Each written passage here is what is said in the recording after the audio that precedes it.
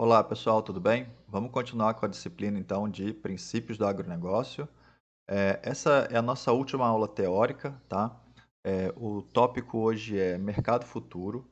A ideia é passar para vocês como é que é, basicamente, o funcionamento da Bolsa de Valores para mercado futuro, tá?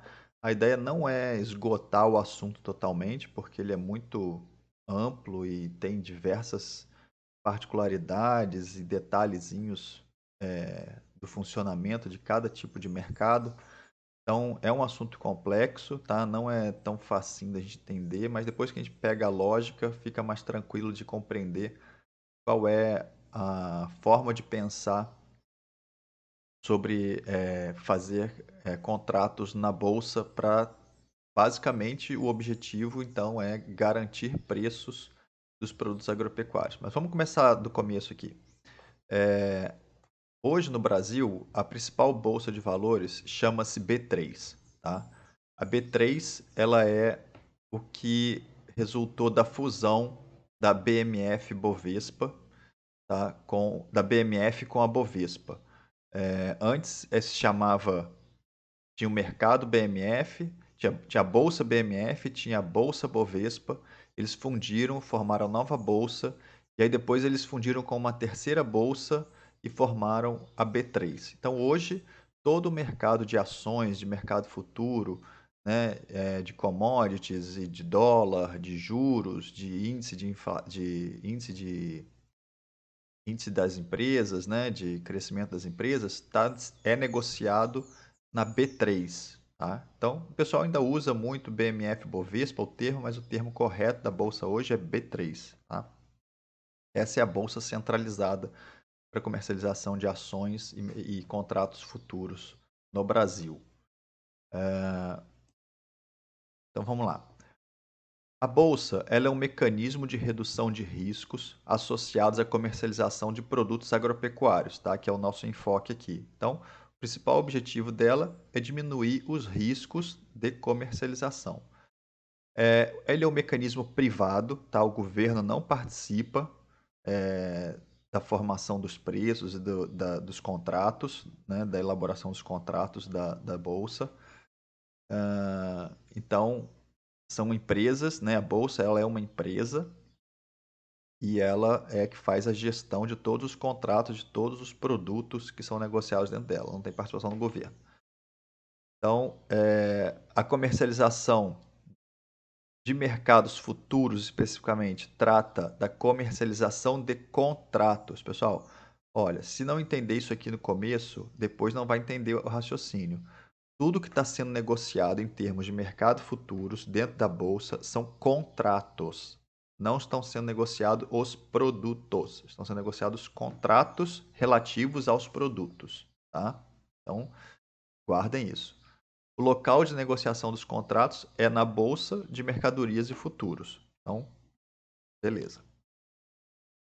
O mercado futuro é um mercado que funciona na bolsa, onde são transacionados contratos de produtos agropecuários, por exemplo, como café, soja, boi gordo, com um preço determinado em uma data futura. Outra coisa muito importante para a gente guardar desde o começo: o que é negociado são contratos e o preço desses contratos ele varia todos os dias. Tá? Então, atentem-se para isso já.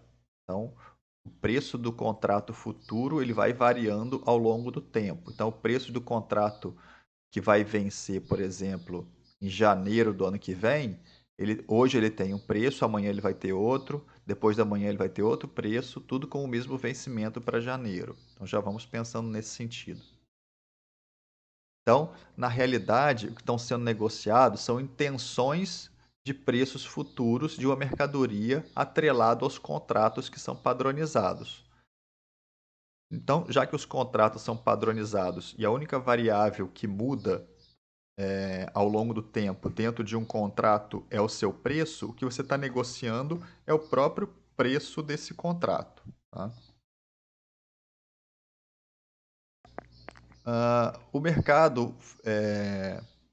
Então, vamos segmentar aqui então os mercados. O que é mercado físico e o que é mercado futuro? O mercado físico é o mercado em que se negocia a mercadoria, tá? Tem a entrega do produto. Então, é o mercado normal, tradicional. O cara tem o gado, vende o gado para o frigorífico, o cara tem o milho, entrega o milho no armazém e assim por diante, tá? Então, é o mercado físico, que tem produto. O mercado futuro, como são negociados contratos, geralmente não há entrega do produto. Daqui a pouco vai ficar mais claro como é que isso funciona, tá? Então, a pessoa negocia o contrato, ela compra ou vende o contrato e antes desse contrato vencer, ela faz a operação inversa e liquida a posição que ela tem naquele momento da bolsa. Tá? Então, o mercado futuro, ele negocia os contratos e geralmente não há entrega do produto. Tá? Aqui no mercado físico tem entrega do produto. Não se preocupe ainda com o entendimento como isso ocorre, mas tenham isso em mente já. Então, mercado futuro geralmente não há entrega do produto.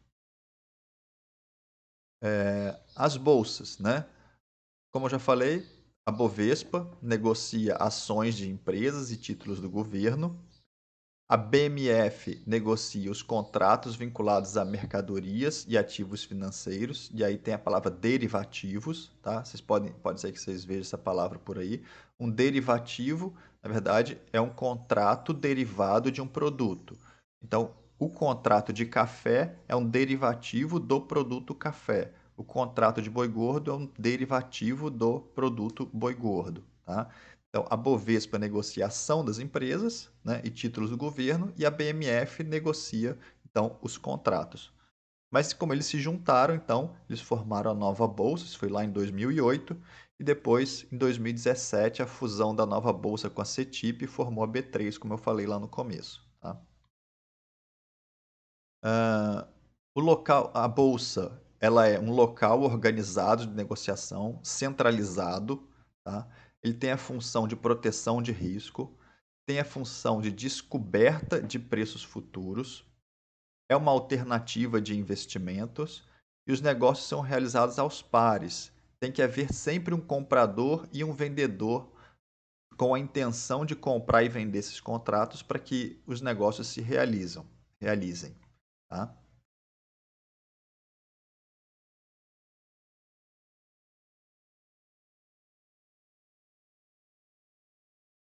Ah, os participantes do mercado futuro. A gente tem no mercado, para os produtos do agro, a gente tem a presença dos que a gente chama de hedgers, tá? Então, os hedgers, eles podem ser vendedores ou podem ser compradores, tá? Então, os hedgers são produtores rurais, cooperativas, que têm o produto para vender e buscam estabilidade ou proteção de preço. Então, um vendedor hedger, ele é o cara que tem o produto lá na safra dele, que produziu o boi gordo, que produziu o milho, que produziu a soja, ele tem esse produto e ele quer buscar uma proteção contra baixa de preço, tá? Se ele quer se proteger se, por exemplo, o preço do milho cair muito, ele quer ir lá na bolsa e fazer um contrato, né, fazer uma operação de contrato para garantir que o preço do milho dele não caia junto com o mercado, tá? E a gente vai entender como é que funciona isso. Então, o vendedor, o hedger vendedor, se preocupa contra a baixa de preço. E pode ter o hedger comprador também, que são as indústrias que precisam do produto, tá? As indústrias que precisam processar, transformar o produto, comprar o bovino e transformar em cortes, né? Os exportadores que precisam atender os consumidores no mercado externo, né? Então, esses caras eles precisam do produto para vender ou para processá-lo, né? E aí eles procuram segurança contra a alta de preço. Então, pensa que você é um frigorífico que está comprando animais, né, para abate, e aí você quer se proteger contra a alta de preço, né? Ou seja, se o preço subir muito, você quer se proteger num patamar inferior àquele valor que está subindo, tá? Então, os dois têm interesses de proteção de preço, só que o vendedor se preocupa com a baixa e o comprador se preocupa com a alta dos preços, e aí, quando eles se encontram na bolsa, os interesses de negociar se encaixam e sai negócio, tá? Além dos participantes, dos hedgers, né, que são os que têm o interesse real, né, nos produtos de tanto para produção quanto para compra e venda, transformação e venda do produto, tem também o participante que chama-se especulador. Tá? Esse especulador, eles entram e saem do mercado com rapidez. Tá? Esses caras, eles não têm o produto. Tá? Ó, o especulador não tem o produto físico. O que ele está fazendo dentro do mercado, então? Ele está só ganhando na diferença de preço. Né? Ou seja, ele compra um contrato barato e vende caro, ou ele vende um contrato caro e depois compra ele barato. Tá? Então, a função do especulador é dar liquidez ao mercado, dar oportunidades que outras pessoas entrem também nesse mercado. Lembra que eu falei que o mercado ele tem que acontecer, os negócios saem aos pares, né? Sempre tem que haver um comprador e um vendedor. Então, o especulador, ele muitas vezes faz a outra ponta de quem está interessado em comprar ou vender. Então, ó, eles entram e saem do mercado com rapidez, eles estão interessados em aferir, né, ganhos com a compra e venda de contratos. Tá? Eles não têm o produto e eles são importantes para o bom funcionamento do mercado e para a formação de preço pela lei da oferta e da demanda. Então, eles que vão fazer o mercado girar e dar movimentação e fazer a lei da oferta e da demanda equalizarem num preço de equilíbrio. Tá? Daqui a pouco tem uma imagem que vai ficar mais rápido. Então, os especuladores, eles contribuem para a liquidez do mercado. Tá? O termo liquidez significa a capacidade de você transformar um ativo, né, qualquer coisa, em dinheiro. Então, por exemplo, se você compra aí um elefante, né, você tem dificuldade de transformar aquele elefante em dinheiro, em vender aquele elefante. Se você compra sei lá, um celular, né? Você não tem tanta dificuldade de transformar aquele celular em dinheiro. Então quer dizer que um celular ele é mais líquido do que um elefante, né? Então, por exemplo, a poupança é um bem de alta liquidez, pois a qualquer momento você pode ir lá e sacar o dinheiro, você pode transformar aquele investimento em poupança em dinheiro na sua mão. Um elefante é um bem de baixa liquidez, pois é muito difícil transformar ele em dinheiro. Tá? E quanto mais líquido é o mercado, maior é a facilidade de transformação daquele contrato ou daquele ativo em dinheiro. E quanto mais negócios são feitos numa bolsa, mais líquido é esse mercado. Ou seja, quando o mercado tem muitos especuladores, muitos participantes atuando no mesmo tempo, você, como uma pessoa de fora que quer entrar, você automaticamente vai conseguir achar uma forma de entrar e sair, porque vai ter outra pessoa querendo comprar ou vender o que você tem interesse. Tá? Então vamos olhar essa imagem aqui. Qual que é a função do especulador? Tá? Vamos supor que a gente tem um mercado com dois vendedores e um comprador. Esse vendedor entra, esse comprador entra no mercado, eles se encontram lá dentro da bolsa, pelo mecanismo da bolsa, e sai negócio. Só que esse cara aqui ficou de fora. Por quê? Porque ele não encontrou o outro comprador para fazer a outra ponta dele, a outra parte da negociação. Então, notem que esse cara realizou o negócio, esse cara não conseguiu realizar porque faltou outra pessoa entrar nesse mercado. E o especulador, um mercado com baixa liquidez, então, limita a participação de outras pessoas, tá? Com poucas transações.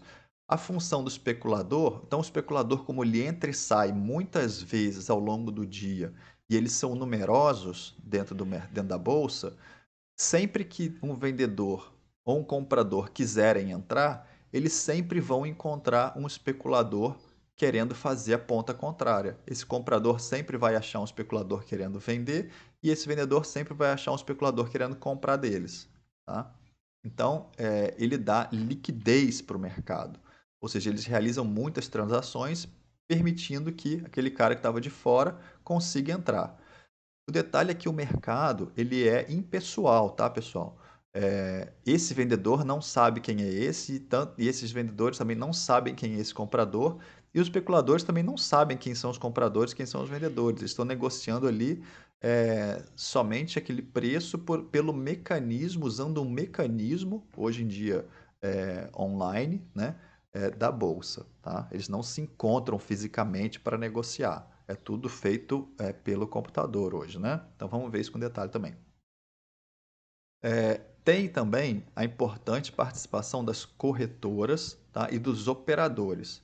As corretoras são empresas que são cadastradas na bolsa para operar em nome de seus clientes, tá, que são os compradores e vendedores. E os operadores são os funcionários dessas corretoras que executam as ordens de compra e venda das corretoras e dos seus clientes, que são os investidores. Então vamos ver outra imagem aqui, ó. Deixa eu ver aqui se eu. Isso, tá. Essa imagem aqui é uma imagem antiga, tá? Que mostra como é que era o funcionamento, né? Talvez vocês já tenham visto esse tipo de imagem por aí. Como é que era no passado o funcionamento da bolsa. Esses caras que estão de coletinho aqui, ó, né? Geralmente eles estão aí segurando um telefonezinho vermelho aqui, tá vendo? O que esses caras estão fazendo? Eles estão negociando. Isso aqui é uma arena de negociação, tá? Então, o que acontece? É, Aqui o mercado está fluindo, ou seja, tem pessoas oferecendo um preço e pessoas oferecendo um produto a um preço e pessoas querendo comprar o produto a um preço. Então, eles ficam ali meio que gritando, né? Ficavam, né, ali gritando. Ah, eu tenho uma oferta de R$ 100. Aí o outro fala assim, eu quero essa oferta de R$ 100. Tem muita gente falando um preço mais alto, o preço sobe. Tem muita gente falando um preço mais baixo, o preço desce. Então, era uma coisa meio de maluco, né?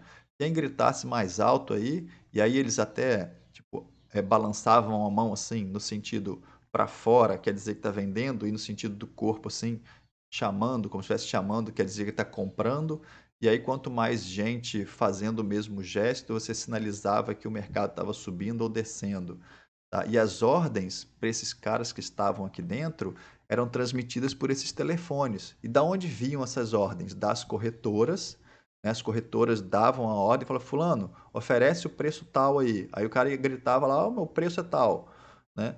E aí as corretoras davam essa ordem em função do que o cliente dela estava querendo. Tá? Então tem um cliente lá que é uma indústria, um produtor rural, que dá a ordem para a corretora transmite para esses caras que estão lá dentro e eles negociam o ativo lá dentro, tá? O derivativo no caso.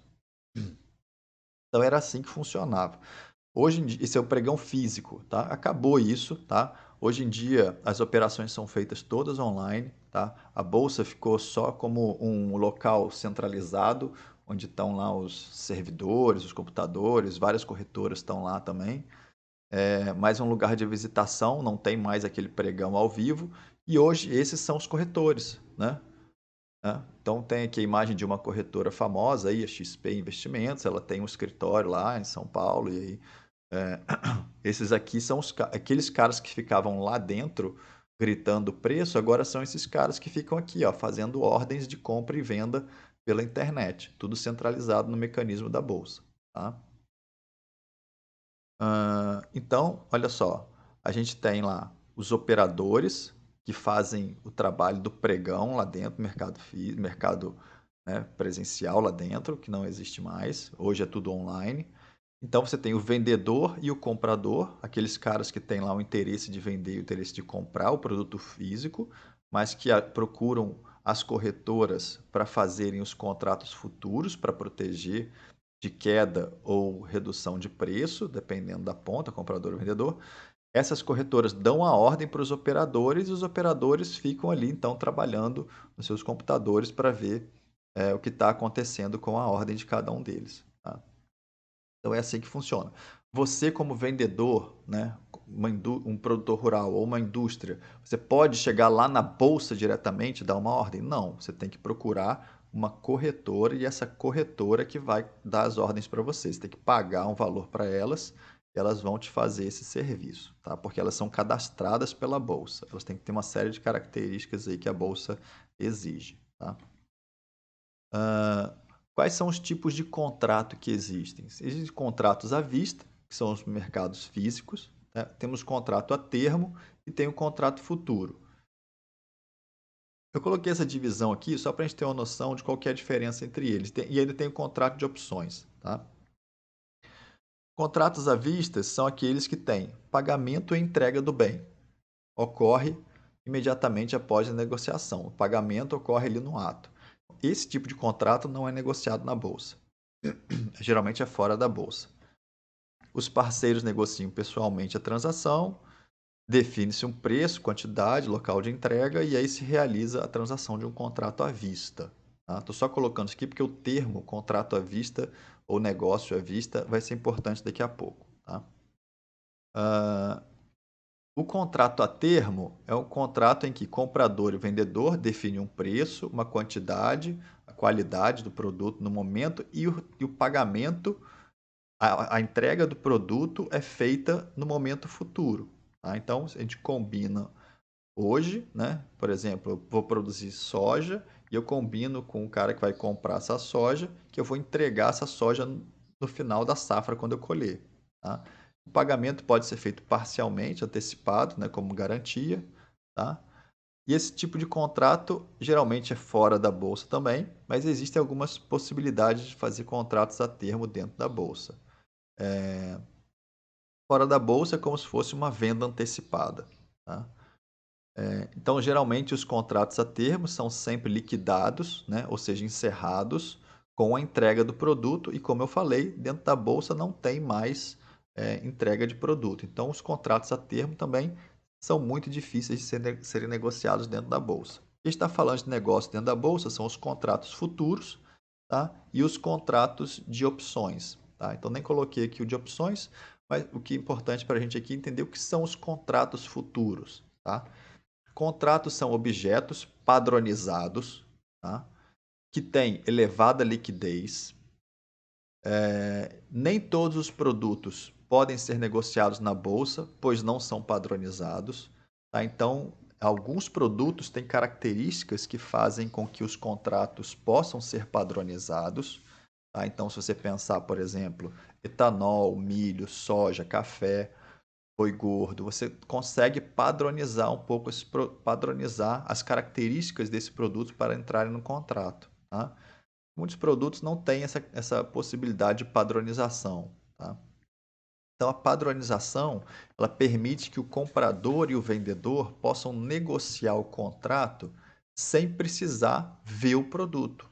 Tá? Então, assim, quando você compra um contrato de boi gordo, você sabe exatamente o que está descrito naquele contrato. Tá? Então, você não precisa ver a mercadoria para saber qual é o valor daquele contrato. Então, o valor daquele contrato vai ser relativo àquelas características que estão lá dentro. Tá? Então, só que o valor do contrato, eles são definidos, como eu falei, o valor dos contratos, eles são definidos pelo mercado, tá? É a única variável que muda. Então, as características do produto, elas são padronizadas dentro de um contrato. O que muda vai ser o valor dele ao longo do tempo, como eu tinha falado anteriormente, tá? Daqui a pouco acho que vai aparecer um tipo de contrato aqui para a gente ver.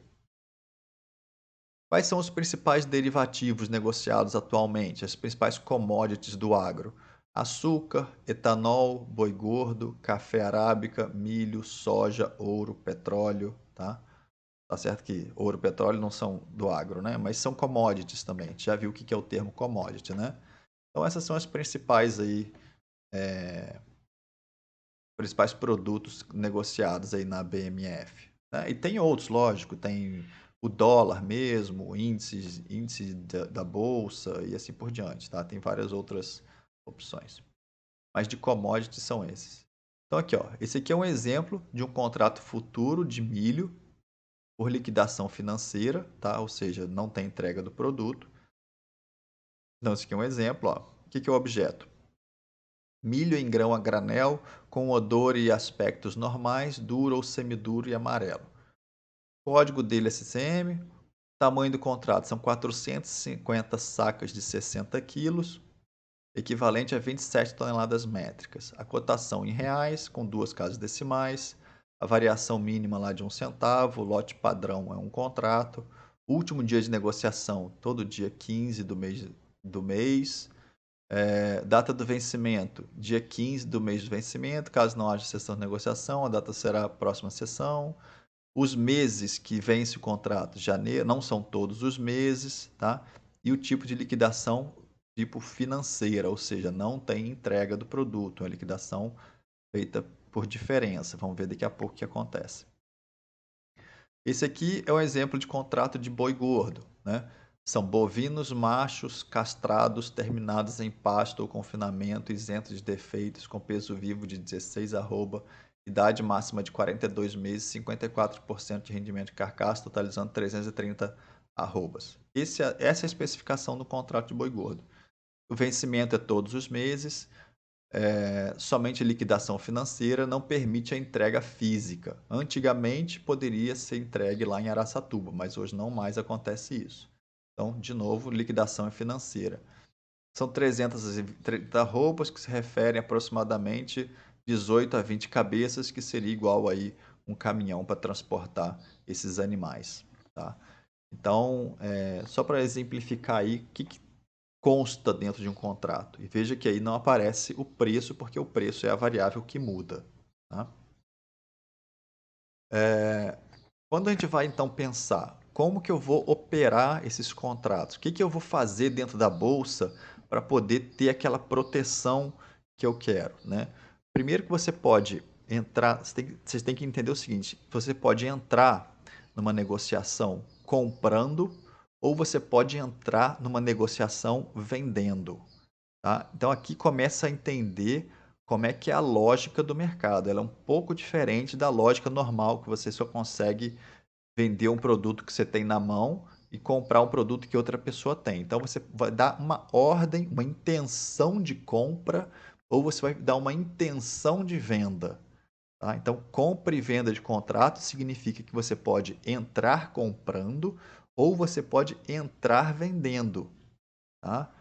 Sair por entrega significa que você vai entregar o produto. Então, se você entra comprando e você, antigamente, né, se tinha a realização física da transação, você tinha que chegar no final do contrato, pegar o produto. Se você entrasse vendendo o produto, que chegasse lá no final, você ia ter que entregar esse produto para alguém. Só que como não tem mais entrega física de produto, você sai por diferença desse mercado ou por liquidação financeira, como eu falei, que é a realização da operação inversa que você fez para poder entrar. Então, por exemplo, se você deu uma ordem para entrar comprando, para sair desse mercado, você vai sair vendendo. Se você deu uma ordem de entrar vendendo, para sair desse mercado, você vai sair comprando, sempre dando a ordem inversa. Então, eu vou entrar comprando a 100 e sair vendendo a 120. Nessa transação, eu ganhei R$ 20. Ou vou entrar vendendo a 120 e sair comprando a 100. Ganhei os mesmos R$ 20. Então, a diferença de preço entre a minha ordem de compra e a minha ordem de venda é que faz com que eu consiga sair do mercado por liquidação financeira, ou seja, sair por diferença. Tá? Então, comece a perceber a lógica do funcionamento desse mercado, que daqui a pouco a gente vai falar um exemplo para poder ficar claro isso daí. Tá? É importante a gente entender o conceito de base. Tá? Base é a diferença entre o preço no mercado físico e o no mercado futuro. Tá? Então, vamos supor que eu tenho lá, a data não importa aqui, mas como se fosse de outubro a maio, tá? De 2018, 2008, 2009, 2018 a 2019, tanto faz, só para um exemplo. Então, a gente tem o preço futuro e o preço físico. Futuro, preço do contrato. Físico, preço do produto no mercado mesmo.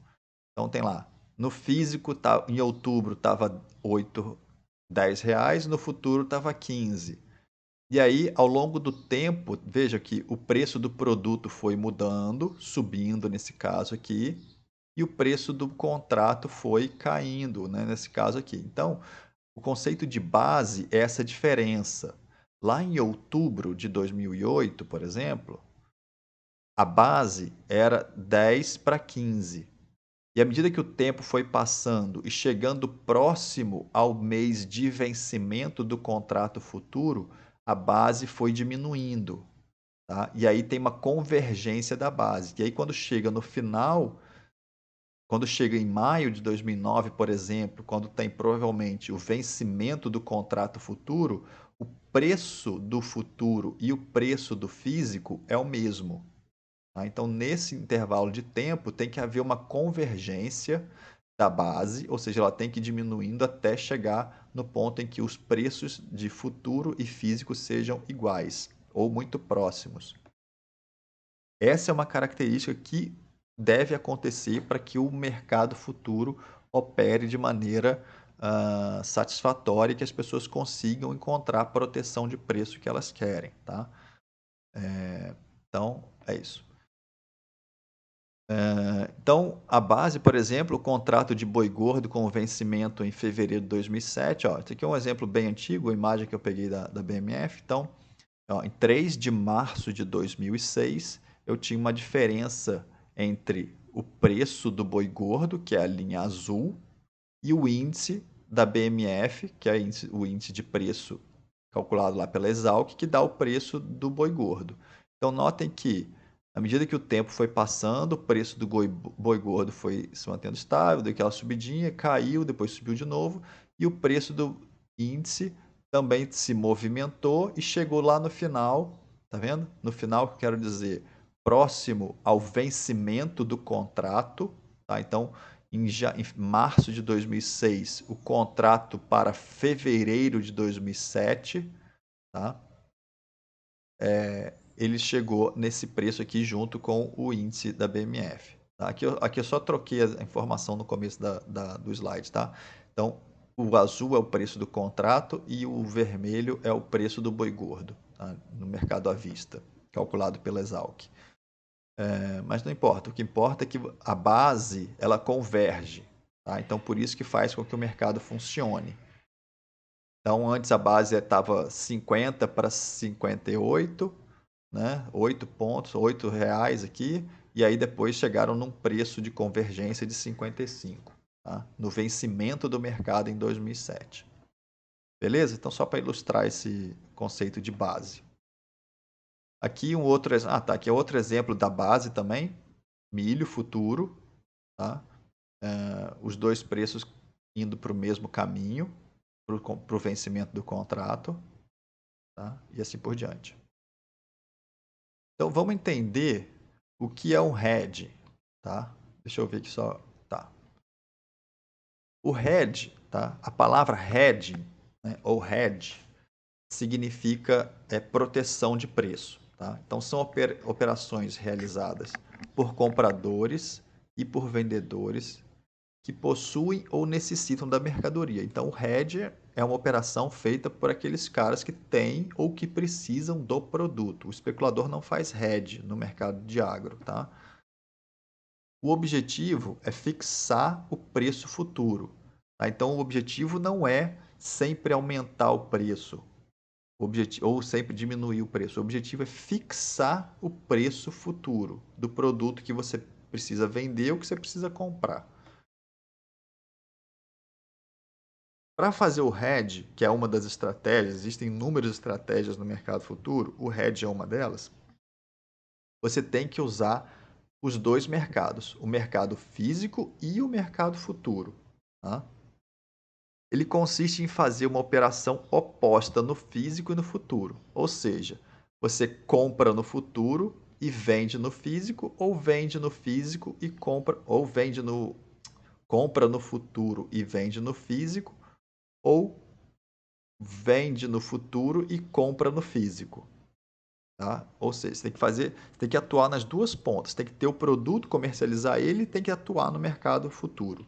Tá? Tem que fazer as duas coisas para o hedge poder dar certo e você conseguir fixar o seu preço do produto.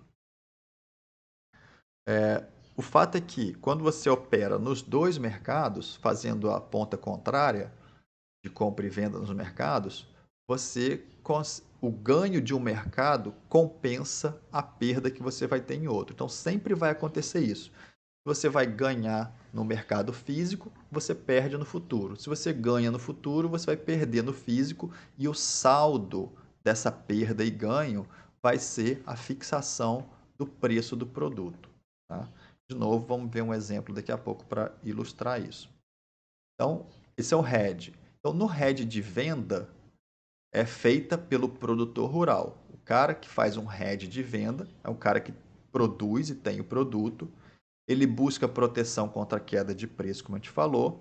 Então, a primeira coisa que ele tem que fazer é produzir, ter o produto. E aí, o custo de produção dele é o que vai determinar o quanto ele vai fixar de preço. Tá? Então, eu produzi o meu boi gordo, eu gastei R$ 100 para produzir uma arroba, eu sei então que eu tenho que entrar no mercado futuro com uma proteção que me pague um valor maior do que R$ 100. Então, eu vou esperar um contrato chegar num preço aí de R$ 120 para uma determinada data, e naquele momento que eu achar, R$ 120 é bom para mim, eu vou entrar então fazendo um hedge, né, no mercado futuro com uma operação de venda. Ele vai então entrar no mercado futuro vendendo um contrato. Tá? Quando chegar no vencimento do contrato, ou um pouco antes disso, ele vai então vender o produto no mercado físico e realizar a compra de contrato no mercado futuro e sair por diferença. Então são esses os passos para realizar um hedge de venda. O cara produz o produto, entra vendendo o contrato. Quando chegar no final do contrato, ele vende o produto dele que ele tinha na mão e entra na bolsa dando uma ordem contrária, fazendo a compra de contrato. Então, se ele entrou vendendo o contrato, na bolsa ele vai sair comprando o contrato. Tá? E essa diferença é que vai realizar a fixação de preço. Tá? Calma que já vai ficar claro com o exemplo. Esse é o hedge de venda. O resultado dessas operações garantem o valor do contrato vendido. Tá? Tem que esperar até o final da aula para ver o exemplo, para poder ficar bem claro. Tá? O hedge de compra, realizado pela indústria, ela busca proteção contra elevação de preço. Então, o que acontece? A indústria vai lá, negocia a venda no mercado físico. Então, ela pega o produto dela, processa e vende lá para o consumidor. Né? Então, ela negocia a venda no mercado físico. O que ela faz? Ela compra, entra no mercado futuro comprando. Então, notem que ela vendeu, agora ela vai entrar comprando no mercado futuro. No vencimento do contrato ou antes disso, ela compra o produto no mercado físico. Então, já que ela tinha uma operação de venda lá para fazer, ela vai ter que comprar esse produto agora do produtor rural. E como ela entrou comprando no mercado futuro, ela vai sair vendendo por diferença. Tá? Então, notem que no mercado físico ela vendeu um produto, comprou do produtor rural. Aí no mercado futuro ela comprou um contrato e ela entrou comprando e ela vai sair vendendo. Tá? Então tem que fazer as operações inversas. Então o resultado também é que vai garantir, o resultado dessas operações é que vai garantir o preço dela no futuro. Tá? Vamos dar uma olhada num exemplo aqui. Imagine então que você é um produtor rural, tá, que produz milho e você quer proteção contra queda de preço. Então vamos supor que chega em outubro de 2020, tá? Um agricultor vai lá e planta o seu milho, tá? No mercado físico. Então aqui, nós temos duas colunas. A primeira coluna toda é sobre o mercado físico, que é o mercado normal, tradicional de venda de milho, e o mercado futuro, que é o realizado na bolsa, tá? Tem que ter as pontas contrárias nesses dois mercados, como a gente falou. Então vamos supor, em outubro de 2020, o cara plantou o milho dele, beleza? Quando ele plantou, no momento que ele plantou, ele falou o seguinte: olha, eu acho que eu vou entrar no mercado futuro para garantir o preço em maio, que é quando eu vou ter que vender o meu produto. Tá? Nós estamos em outubro. Aí, então ele foi lá na bolsa e viu o seguinte: olha, os contratos com vencimento em maio de 2021, desculpa, tá? Aqui é 21, tem que corrigir aqui. eu vou até modificar aqui já, tá? Para não ter mais esse probleminha aqui. Pronto. Vamos voltar então.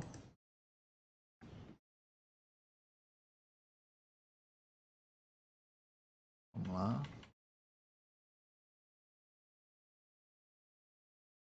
Pronto. Então vamos lá. Voltando ao raciocínio. Então, em outubro de 20, ele plantou milho. O mercado futuro diz que em maio de 2021, o milho estará sendo negociado a R$ 15 por saco. Tá? E aí, beleza. Então, ele entrou lá no mercado, viu que o preço de 15 era bom para ele, e ele resolve, então, vender contratos futuros de milho para entrega em maio a R$ 15. Isso a tentativa dele aqui, então, é travar o preço dele a R$ 15. Tranquilo? Então, olha só. Quando chegou lá em maio, tá? Quando chegou lá em maio, o preço do milho no mercado físico estava R$ 12. Tá? Aí ele pegou a safra dele e vendeu por R$ 12 no mercado físico. E no futuro, o que, que ele fez? Lembre que, ó, conceito de base, físico e futuro no vencimento do contrato tem que ser iguais. Então, se ele vendeu o produto físico dele por R$ 12, ele vai lá no futuro, lembra que ele deu uma ordem de venda, agora ele vai dar uma ordem de compra. Só que o contrato valia R$ 15, então ele vendeu um contrato a 15, agora ele vai comprar um contrato a 12. Tá? Então, se ele vendeu a 15 e comprou a 12, o saldo no mercado futuro quer dizer que ele ganhou R$ 3, né? Ou seja, 15 menos 12. Ele vendeu alguma coisa por 15 e comprou por 12. Ele ganhou R$ 3 nessa transação. Então, olha só, o resultado é que ele recebeu R$ 12 por saco do milho que ele vendeu no físico e mais R$ 3 que ele ganhou na bolsa. Se eu somar esse 12 com esse 3, quanto que dá? Ó, 12 mais 3 dá exatamente o 15, que foi o preço que ele fez o contrato lá no, no período de outubro. Tá claro? Então, o saldo da operação do contrato futuro vai garantir com que uma complementação do preço que ele recebeu ou uma redução do preço que ele recebeu. Tá? Então, vamos ver aqui o outro exemplo. Ó. O cara, de novo, plantou o milho em outubro, vendeu o contrato futuro de milho para entrega em maio de 21 a R$ 15. Só que agora chegou lá em maio de 21, o produto não estava mais 12, o produto subiu para 17. E lembra que ele tentou travar 15, né? Então subiu para 17. Então o que aconteceu? Ele vendeu o contrato a 15 e aí ele teve que comprar em maio o contrato a 17. A diferença de R$ 2, ou seja, vender por 15 e comprar por 17, quer dizer que você perdeu R$ 2. Tranquilo? Então o resultado é o quê?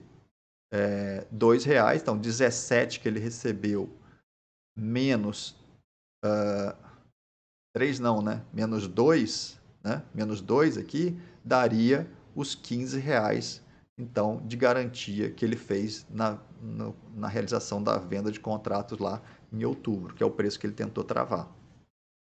Tranquilo, pessoal? É assim que funciona, tá? O saldo, tanto de ganho quanto de perda. Então, notem que aqui, ó, o mercado caiu no físico, mas ele ganhou no futuro. Aqui o mercado subiu no físico, então ele teve que perder no futuro para poder equalizar e chegar no preço que ele desejou, que era de R$ 15, quando ele contratou o contrato futuro, quando ele deu a ordem no mercado futuro de venda do contrato.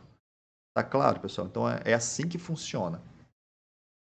Vai ter mais um exemplo agora de head de venda do produtor e depois eu vou passar mais dois exemplos para a gente fixar melhor ainda o exercício, tá? Vamos lá então. O head de compra, que é feito pela indústria. Então vamos lá. Ó. Em outubro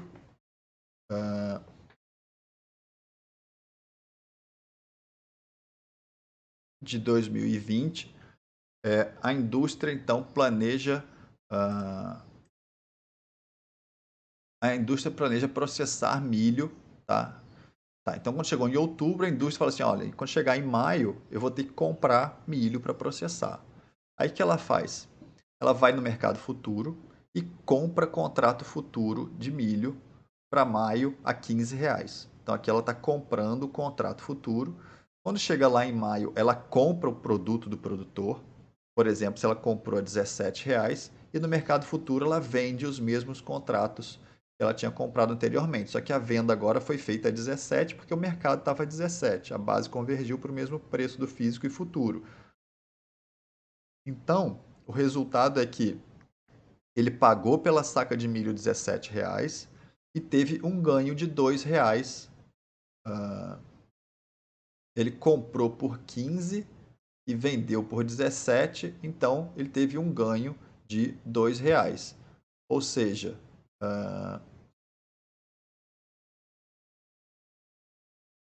ele pagou R$ 17, tá? Ele pagou R$ 17 pelo produto dele, mas ganhou da bolsa R$ 2. Tá? Isso aí fez com que o produto saísse para ele por R$ 15. Tá? Então, o ganho dele de R$ 2 na bolsa, tá? Permitiu com que ele travasse o preço a 15, tá? Que foi o preço que ele contratou. E o oposto também é verdadeiro. Tá? Vamos ver o último exemplo do milho aqui. A mesma indústria, em outubro, planeja processar o milho. Então, ele compra contrato futuro a 15 para maio. Chega em maio, só que o preço agora caiu lá para R$ 11. Tá? Então, o preço caiu para R$ 11. Aí, ele vende o contrato futuro a 11. Então, ele comprou a 15, vendeu a 11, ele perdeu R$ 4. Então, ele pagou R$ 11 no físico, só que perdeu mais 4 no futuro. Então, na verdade, ele pagou R$ 15. Tá? Então, ele pagou 11 no físico, perdeu 4 no futuro. Então, o produto que ele comprou saiu por R$ 15 para ele. Tá? Então, é assim que funciona, tanto o hedge de compra quanto o hedge de venda. Tá? Bom, como é que internamente isso funciona dentro da bolsa, tá? Depois que eu encerrar aqui, eu vou abrir um quadro para a gente ver um outro exemplo para fixar isso aqui, tá? Como é que funciona isso aqui dentro da bolsa? Existe um mecanismo de câmara de compensação, tá? É um tipo de banco vinculado à bolsa, tá? Onde são criadas contas dos participantes, né? Então você cria uma conta corrente e aí você tem que colocar um dinheiro lá dentro. Então, se você quer operar o mercado futuro, você tem que colocar uma grana lá para poder operar. E aí, esse dinheiro ele vai sofrer ajustes diários conforme a oscilação dos preços dos contratos, tá? E além das taxas de operação da bolsa. A finalidade de você colocar esse dinheiro lá é antecipar os pagamentos e os recebimentos dos contratos por meio desses ajustes. Tá? Vamos ver um exemplo aqui rapidinho. Então vamos supor, você entrou vendendo 10 contratos, tá, de café em maio e vai sair comprando em 17 de maio. Você vendeu 10 contratos e você vai sair comprando no dia 24 de maio. Tá? Uma operação curta aí. Então, olha lá. No dia 17 de maio, a cotação era R$ 120. Tá? Você, então, por exemplo, a corretora falou para você, ó, para você comprar, você vender esses 10 contratos, você vai ter que fazer um depósito de R$ 10.000. Tá? E aí, você depositou e os dias começaram a passar. 17, 20, 21, 22, 23, até 24 de maio, que é quando você vai sair comprando. A cotação, então, saiu de 120,50, passou para 122. Então, se você está vendido a 120, quando o mercado vai para 122, você perde dinheiro. Tá? Então, você perde, aqui dá 1,50 de diferença. Como você tinha lá 1.000 sacos, né? Que é 10 vezes 100, você tinha 1.000 sacos, você perdeu R$ 1.500 naquele dia. Se o preço subiu, você perdeu R$ 1.500 porque você estava vendido. Ou seja, para você sair, você teria que comprar e você compraria mais caro no dia seguinte. Então você perdeu, então debitou da sua margem os 8.500. No dia 21, o preço subiu de novo. Então você teve mais um 1,50 de ajuste, que equivale mais R$ 1.500. Então sua margem virou 7.000. No dia 22, o preço caiu para 120. Então você ganhou, ó, 120 para 123, você ganhou 3,50. Então a bolsa vai depositar para você R$ 3.500 e a sua margem se reconstitui e sobra mais 500, lá 10.500. E assim por diante. E quando chega no dia 24 de maio, por exemplo, o preço saiu de 120 e foi para 117, você ganhou, ah, no caso aqui, tá, mais 2 em relação ao dia anterior, né? Saiu de 119 foi para 117, então você ganhou mais R$ 2. Então, no acumulado, a sua margem passou para 13.500. Pode ser que a sua margem no final do período lá que você vai sair comprando, tá? Então você saiu comprando a 17, então você teve no final lá uma diferença de R$ 3.500 em relação ao que você depositou. Mas pode ser que isso aconteça ao contrário, o preço se reverta contra você e aí você tenha que colocar dinheiro. Por exemplo, se você saísse aqui no dia 21, comprasse no dia 21, você vendeu no 17, se você comprasse no 21, você teria uma perda de R$ 3.000. Tá? E aí existe uma chamada de margem que diz o seguinte, ó, se a sua margem chegar, por exemplo, vou chutar um valor aqui, em R$ 1.500, a operadora vai te ligar e falar o seguinte, olha, a sua margem atingiu o limite, você tem que colocar mais dinheiro. Tá? Aí você vai ter que ir lá e colocar mais dinheiro para continuar posicionado lá com a sua venda. Tá? Então, esse é uma coisa que todo mundo que opera tem que ter noção de que você tem uma margem de negociação e essa margem pode você está sujeito a chamadas de margem, ou seja, colocar mais dinheiro para poder continuar. Por que que, então, isso é uma das motivos aí para o hedge não ser tão difundido, mas não é só isso, tá? Por que que ainda existe pouco uso de hedge no Brasil, né? Porque existe um risco de produção, tá? Então aí o produtor teria que fazer algum tipo de seguro também. Então, quando chegar lá no dia da venda do produto, ele não ter o produto, né? Por exemplo, deu um veranico, deu uma praga de gafanhoto, como deu agora, e o cara não tem o produto, então ele não vai ter as duas pontas para fazer mercado físico e futuro, então não vai equalizar o ganho ou a travada de preço que ele gostaria, né? Muitas vezes as pessoas têm medo por desconhecer o funcionamento do mercado futuro. Tem o risco da chamada de margem, são aqueles depósitos que as pessoas têm que fazer de acordo com a redução do valor que eles têm depositado lá na corretora. Tá? Esse gráfico aqui, bom, vamos passar ele.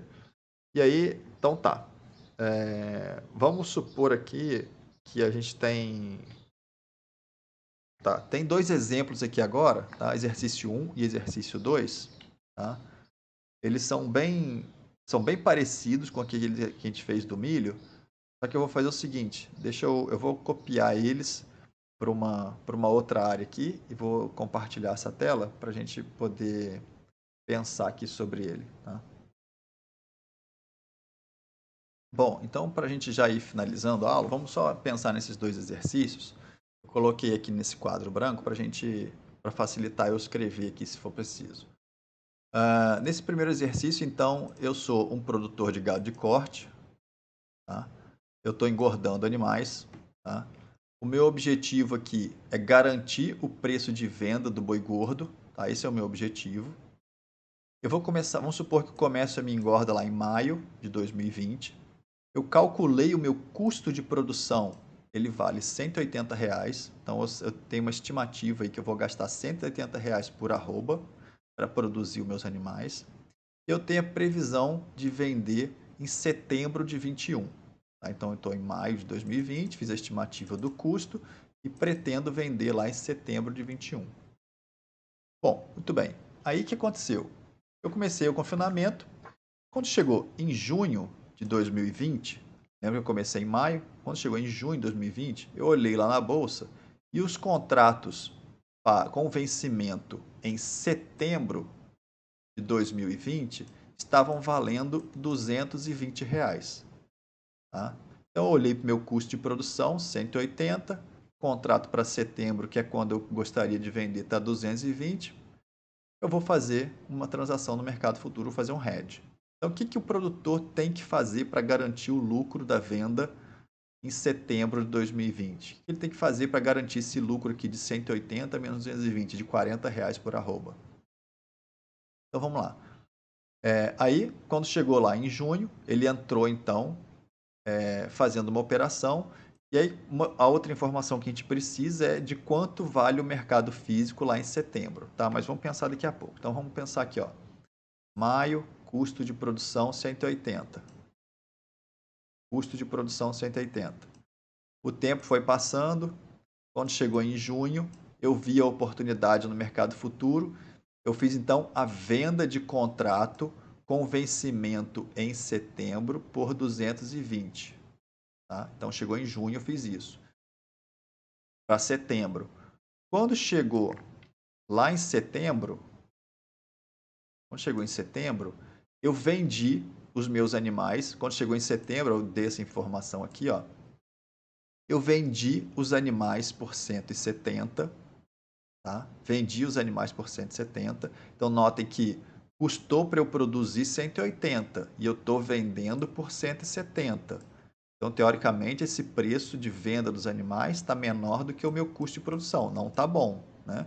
Então, o que eu fiz? Para garantir o meu lucro de 220, a minha venda de 220 e ter o lucro de 40 que eu esperava lá, se eu vendi contrato em junho, agora eu tenho que comprar contratos por quanto? Por 170, que é o que está valendo, tá? Porque o físico é igual ao futuro no vencimento, tá? Então, eu comprei, os contratos valiam 220 e depois os contratos passaram a valer 170. Então, qual que é o resultado? Eu vendi no físico por 170, tá? Tá aqui, vendi no físico por 170. Qual que é o resultado? Esse é o resultado do físico, tá? Qual que é o resultado do futuro? Eu vendi o contrato por 220, comprei ele por 170, quer dizer então que eu ganhei R$ 50 nessa operação de futuro de 220 para 170. Tá? Ou seja, 220 menos 170 dá R$ 50 de ganho. Tá? Então o saldo o que aconteceu? Eu vendi no físico, vendi no físico, que é esse 170 aqui, ó. Eu vendi no físico, tá, por 170 e ganhei mais 50 no futuro. Então aqui é o físico, né? Aqui é o físico, 70 do físico e aqui é o 50 do futuro. O que quer dizer então? Que eu ganhei então os R$ 220 que eu tinha contratado em setembro. Então o meu lucro, tá? Lembram que meu custo era 180? Então se eu consegui o preço de 220, eu consegui o preço de 220, custou para mim os 180, então eu obtive o meu lucro de R$ 40, mesmo vendendo no mercado físico por R$ 170. Tá claro? Então, esse que é o mecanismo. Então, nesse exemplo aqui, o produtor rural fez um hedge de venda, tá? E ele tinha um custo de 180 e quando chegou lá no vencimento, o preço diminuiu, tá? O preço do mercado físico caiu para 170, então ele teria um prejuízo. Mas como ele fez uma operação no futuro, ele conseguiu garantir os R$ 40 de lucro dele, tá? No próximo exemplo, a gente vai ver que o custo de produção é o mesmo, só que agora o mercado físico vai subir. Então aqui ele perdeu no físico, mas ele ganhou no futuro R$ 50, que complementou ou que balanceou a perda dele no físico.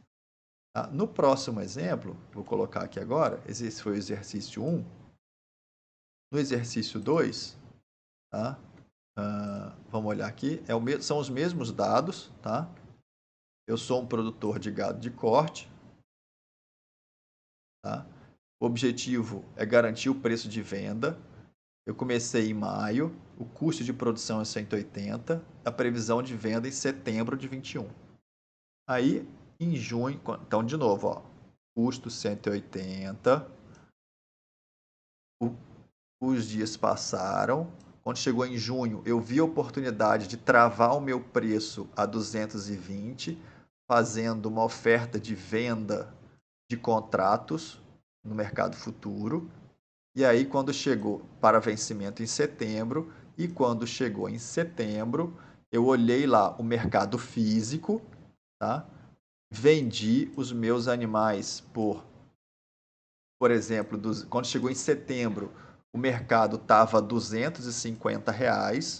Tá? Então, notem que o mercado subiu bastante. Meu custo era 180, né? E o mercado subiu lá de 220 para 250. Tá? O preço do contrato futuro saiu de 220 e foi para 250. Então, qual que é o resultado? O resultado no mercado físico é que eu vendi pelos 220, deixa eu corrigir aqui. Eu vendi pelos 220. Ops, desculpa, vendi por 250, né?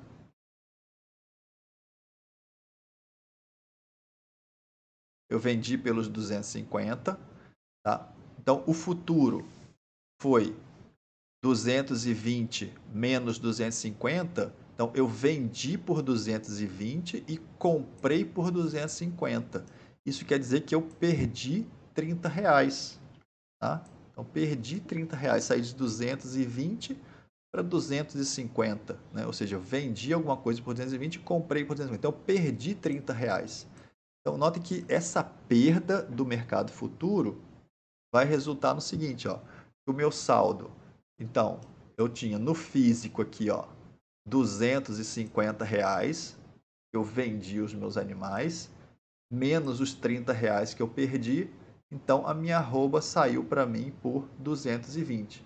Esse 220 é exatamente o valor do contrato quando fiz lá em junho o contrato de 220. Então, e aí eu consegui garantir o meu preço de 220 e garantir que o lucro continuasse nos mesmos R$ 40, ou seja, 220 pelo preço que eu vendi, ó, menos R$ 180, que é o meu custo, tá? Então eu diminuí o meu preço de venda, o valor do meu custo e cheguei nos mesmos R$ 40 de lucro. Tá? Então, notem que na primeira situação, eu ganhei no físico, perdi no físico, ganhei no futuro. Aqui eu ganhei no físico e perdi no futuro. Então, no futuro aqui, ó, eu perdi R$ 30 por arroba, enquanto que no exercício 1 eu ganhei R$ 50 por arroba. Tava aqui, ó. Aqui eu ganhei R$ 50 por arroba. Então, sempre o mecanismo de trabalhar nas duas pontas, comprando em um, vendendo no outro, possibilita o equilíbrio e o travamento do preço. Lembrando que isso só acontece porque a base converge, né? Olhando aquele gráfico lá da base, eu tenho o preço futuro e o preço à vista, preço físico convergindo, tá? Ou seja, no momento da venda, no vencimento do contrato, os preços de mercado à vista e contrato são sempre os mesmos, tá? Tanto aqui nesse exemplo quanto nesse outro exemplo aqui. Eu estou sempre partindo desse princípio aqui que eu vendo sempre os meus animais pelo mesmo preço que o contrato está vigente. Tá? Por isso que acontece essa compensação de um mercado com o outro. Tá claro, pessoal? Eu sei que é um pouco, não difícil, né? Mas tem que mudar a lógica, tá? Do seu pensamento, do que é um mercado e como é que você atua entrando vendendo ou entrando comprando ou saindo vendendo e saindo comprando, tá? Então, aí, como eu falei, A ideia não era esgotar todo o conhecimento, né, e todos os detalhes a respeito de mercado futuro, mas dar uma noção para vocês, tá? O que é o hedge, principalmente, que é a estratégia de travamento de preço no mercado futuro, operando no físico e no futuro, e como é que é o mecanismo de funcionamento da bolsa, o papel dos especuladores, o que é a bolsa, tá? E aí tem uma sugestão de vídeo para vocês assistirem, tá? É um documentário também no Netflix. A série chama-se Explicando, tá? É de 2018. A primeira temporada tem esse episódio, chama-se O Mercado de Ações, que ele explica lá um pouquinho do funcionamento, o que são ações de empresas, como é que elas funcionam, por que uma ação de uma empresa valoriza ou ela diminui, numa linguagem bem tranquila. É um videozinho de 17 minutos, tem que prestar atenção, porque ele é um vídeo rápido, então tem muito conceito em pouco tempo, tá? Mas vale a pena vocês assistirem, quem tiver o acesso ao Netflix, tá bom? Beleza, pessoal, obrigado aí, até a próxima. A gente vai se falando pelo WhatsApp para a gente combinar as nossas próximas atividades aí da disciplina. Um abraço.